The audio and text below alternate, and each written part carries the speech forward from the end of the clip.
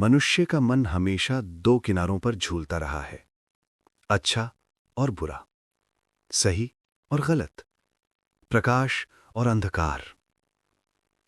और इसी झूले में उसने अपनी सारी ऊर्जा खो दी है। कभी वो खुद को अच्छा साबित करने की कोशिश करता है, कभी बुरे से बचने की। पर क्या तुमने कभी सोचा है, इस निरंतर संघर्ष का अंत कहां है? हर समाज, हर संस्कृति ने हमें सिखाया कि क्या अच्छा है और क्या बुरा। पर क्या ये सच्चाई है या केवल कंडीशनिंग? बचपन से हमें बताया गया, ये करो तो तुम अच्छे, ये मत करो वरना तुम बुरे। लेकिन किसने तय किया ये सीमाएं? क्या सच में कोई सार्वभौमिक अच्छाई या बुराई है, ये केवल दृष्टिकोण का खेल है? कभी तुमने गौर किया होगा, जो चीज तुम्हें गलत लगती है वही किसी और के लिए सही हो सकती है। जो एक संस्कृति में पाप है वही दूसरी में पूजा है। तब सवाल उठता है, अच्छाई और बुराई की ये रेखा कहां खींची गई है? क्या ये रेखा परम सत्य की है या केवल समाज की सुविधा के लिए बनाई गई एक कल्पना? जब मनुष्य ने अपने अनुभवों को दो हिस्सों में बांटना शुरू किया, उसी दिन उसने स्वयं से दूरी बना ली। उसने जीवन को टुकड़ों में बांट दिया, सुख दुख, प्रेम घृणा, जीत हार, और उस विभाजन में वो अपनी संपूर्णता खो बैठा। अब वो एक अधूरा प्राणी है जो खुद से ही युद्ध कर रहा है।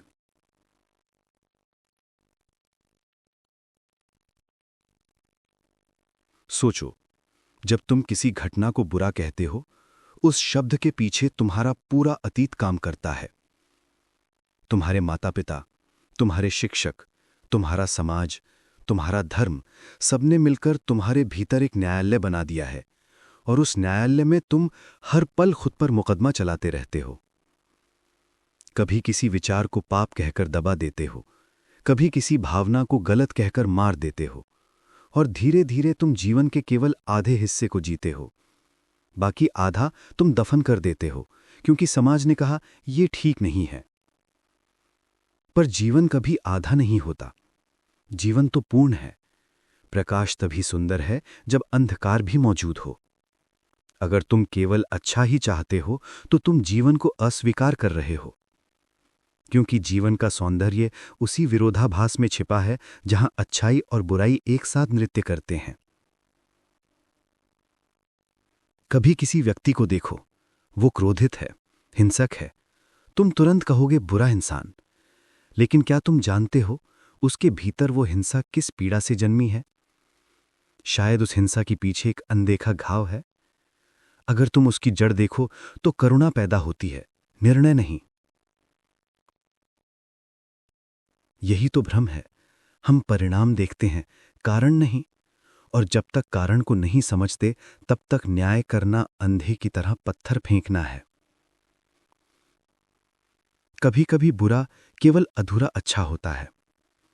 कोई इंसान चोरी करता है क्योंकि उसे डर सिखाया गया है कि उसकी जरूरतें गलत हैं। कोई झूठ बोलता है क्योंकि सच कहने की कीमत उसने बहुत महंगी चुकाई है। क्या वो बुरा है या केवल डरा हुआ? अगर तुम ध्यान से देखो तो जीवन में कोई बुराई नहीं है, केवल अचेतना है। जो अचेत है वही गिरता है, वही भटकता है, और जो जागता है वो हर अनुभव को समझ में बदल देता है। अब एक पल रुको और भीतर झांको।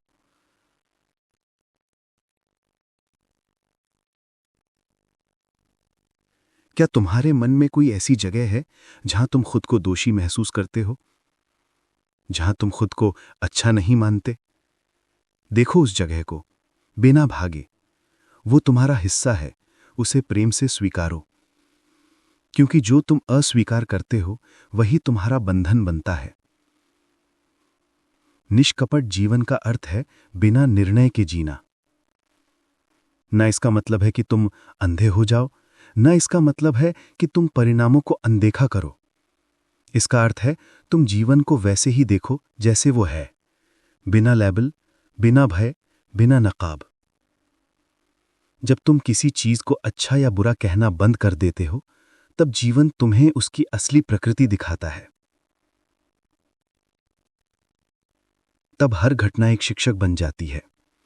दुख आता है, तुम सीखते हो। सुख आता है, तुम कृतज्ञ होते हो। दोनों में अनुभव है, दोनों में सौंदर्य है। अच्छाई और बुराई की लड़ाई में मनुष्य ने शांति खो दी है, क्योंकि जो अच्छा बनने की कोशिश करता है वो हमेशा डर में जीता है कि कहीं वो बुरा न बन जाए, और जो बुरा कहलाता है वो भीतर से जलता है कि उसे कोई समझे। निष्कपट जीवन का पहला कदम है स्वीकार। तुम जो हो उसे वैसे ही देखना जैसे वो है, बिना शर्म, बिना तुलना, बिना झूठ। यही सच्चा ध्यान है, जागरूक होकर देखना। जब तुम देख लेते हो, निर्णय की आवश्यकता समाप्त हो जाती है। तब जीवन एक नृत्य बन जाता है और तुम उसमें सहभागी हो जाते हो, दर्शक नहीं। एक दिन ऐसा आता है जब तुम खुद को, अपनी गलतियों को, अपने अतीत को देखकर मुस्कुराते हो, क्योंकि अब तुम समझ गए हो कुछ भी गलत नहीं था, सब कुछ आवश्यक था ताकि तुम यहां तक पहुंच सको। यह समझ ही मुक्ति है, और यही निष्कपट जीवन की शुरुआत है। हे अस्तित्व, हे अनंत शून्य, मैं अब कुछ मांगना नहीं चाहता। बहुत मांगा, बहुत खोजा, पर जो सदा से मेरे भीतर था उसे पाने की आवश्यकता ही कहाँ थी। अब मैं बस धन्यवाद देना चाहता हूं। धन्यवाद उन भय को जिन्होंने मुझे भीतर झांकना सिखाया। धन्यवाद उन आंसुओं को जिन्होंने मुझे करुणा सिखाई। धन्यवाद उन अंधेरों को जिन्होंने मुझे प्रकाश की कीमत बताई। अब मैं समझ गया हूं कि हर अनुभव, चाहे वो कितना भी पीड़ादायक क्यों ना हो, वास्तव में कोई सजा नहीं, बल्कि एक आमंत्रण था, जागने का, समझने का, लौटने का। हे मौन, तेरा कोई रूप नहीं, कोई शब्द नहीं, पर अब मैं तुझे महसूस कर सकता हूं। हर श्वास में तू बह रहा है, हर धड़कन में तू गूंज रहा है। मैं तेरे सामने खाली हूं, ना कोई अभिलाषा, ना कोई प्रश्न, बस एक गहरा मौन जिसमें सब उत्तर समाये हुए हैं। अब भय नहीं, क्योंकि भय में भी मैंने तेरा ही रूप देखा। अब क्रोध नहीं, क्योंकि क्रोध भी अनसुना प्रेम था। अब दुख नहीं, क्योंकि दुख भी गहराई का द्वार था। सब कुछ जैसा है वैसा ही पूर्ण है। कुछ बदलने की जरूरत नहीं, क्योंकि तू हर परिवर्तन के पीछे छिपा है। अब मैं हर चीज में तुझे देखता हूं, सूरज की रोशनी में, बरसात की ठंडक में, हवा की नर्म छुअन में, किसी अजनबी की मुस्कान में। अब संसार कोई युद्ध भूमि नहीं, ये एक मंदिर बन गया है। हर क्षण एक ध्यान बन गया है, हर सांस एक प्रार्थना बन गई है। हे जीवन, तेरी लीला अद्भुत है। मैं जानता हूं मैं कुछ नहीं जानता, और उसी अज्ञान में सब ज्ञान छिपा है। अब मैं जीवन से नहीं भागता, मैं जीवन को गले लगाता हूं। अब मैं मौन से नहीं डरता, मैं मौन में विश्राम करता हूं। अब मैं भविष्य से नहीं डरता, क्योंकि वर्तमान ही अनंत है। हे शून्य, मुझे तेरा आशीर्वाद चाहिए नहीं, क्योंकि मैं स्वयं तेरा ही अंश हूं। तेरी चेतना मुझ में बह रही है, तेरी नाद मुझ में गूंज रही है। मैं धन्यवाद देता हूं उन सभी क्षणों का जिन्होंने मुझे गिराया, क्योंकि वही गिरना उठने की तैयारी थी। मैं धन्यवाद देता हूं उन लोगों का जिन्होंने मुझे तोड़ा, क्योंकि उसी टूटन से प्रकाश भीतर आया। अब मैं किसी से शिकायत नहीं करता, क्योंकि हर संबंध एक दर्पण था जिसने मुझे स्वयं से मिलाया। अब कोई शत्रु नहीं, अब कोई भय नहीं, अब कोई अलगाव नहीं। सब कुछ एक है, एक ही नृत्य, एक ही लय, एक ही मौन। हे मौन, मुझे अपनी गोद में संभाले, मुझे शब्दों से मुक्त कर, मुझे विचारों से खाली कर, मुझे उसी शून्यता में विलीन कर दे जहां से सब कुछ जन्म लेता है और जहां सब कुछ लौट जाता है। मैं बस रहना चाहता हूं, बिना नाम, बिना रूप, बिना दावा, सिर्फ एक साक्षी बनकर जो देखता है जन्म और मृत्यु को, प्रेम और भय को, आरंभ और अंत को, बिना किसी निर्णय के, बिना किसी अपेक्षा के।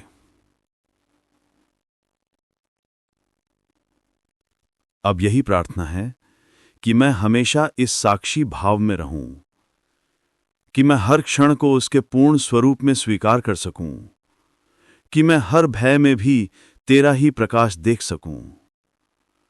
हे मौन, तेरी ये कृपा बनी रहे कि मैं भूल जाऊं मैं कौन हूं और बस वही बन जाऊं जो सदा से था, मौन, प्रेम और उपस्थिति। अब कोई शब्द नहीं शेष, अब कोई इच्छा नहीं शेष, अब बस तेरा विस्तार है, तेरी निस्तब्धता है, तेरी शांति है। जो भी इस प्रार्थना को सुन रहा है वो भी इस मौन को महसूस करे, उसका भय रूपांतरित हो, उसका हृदय खुल जाए और वो अपने भीतर इस साइलेंट रेवोल्यूशन को जी सके। हे जीवन, अब मैं तेरा हूं पूर्णतः, ना कोई दूरी रही, ना कोई द्वंद्व, बस तू ही तू है और मैं मौन।